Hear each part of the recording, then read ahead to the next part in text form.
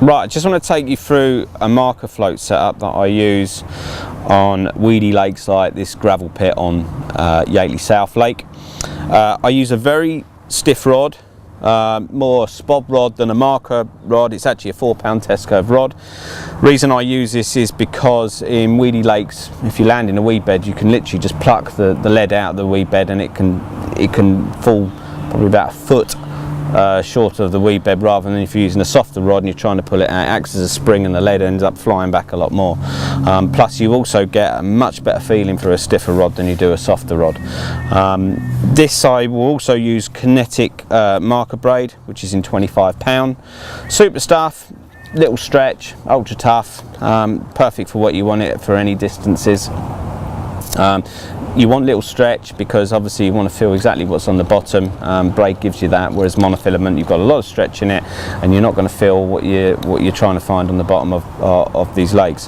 The marker float in weedy lakes needs to be very buoyant, as is in the case of this one, which is a new Seeker.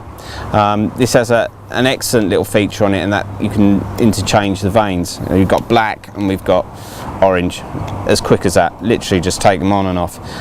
That's ideal for sunny days, and obviously the orange one is perfect for when you're just setting up after work and the lights going down, and you want something very bright, and you can't miss that. It's extremely bright at well over 100 yards.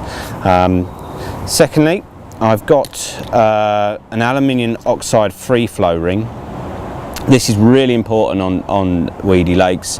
You can use a flexi ring on lakes that don't have as much weed as this, but what you tend to have, if you don't have a large boring like this, the line won't pass through. It'll get clogged up on little bits of debris of weed that you're notoriously going to pick up.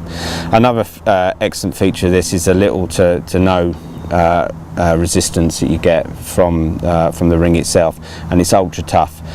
Do not use a plastic type of anything like curtain rings. I have seen people do this, and it's very dangerous to use on braided mainline, because what it will do, it will just cut through the plastic, and you could cast at one point when someone's opposite you and the leg could come off, which is nobody wants.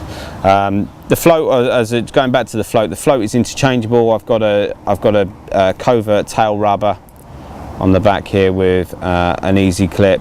This is just in case I don't want to use, I don't need the Seeker float. There's other marker floats in the Gardner range that aren't quite so buoyant and quite so big. So if I want to use that, I can, just by changing it rather than cutting the line and retying it. The lead boom on this, because it's a gravel pit, I will use a large lead so I can get as maximum feeling through the rod as possible. This one in particular is a 4 ounce, but on some siltier lakes I won't use such a heavy lead, purely because you're literally going to be constantly dragging through silt, and very little you'll literally just keep getting stuck, and you're not going to find what you're looking for.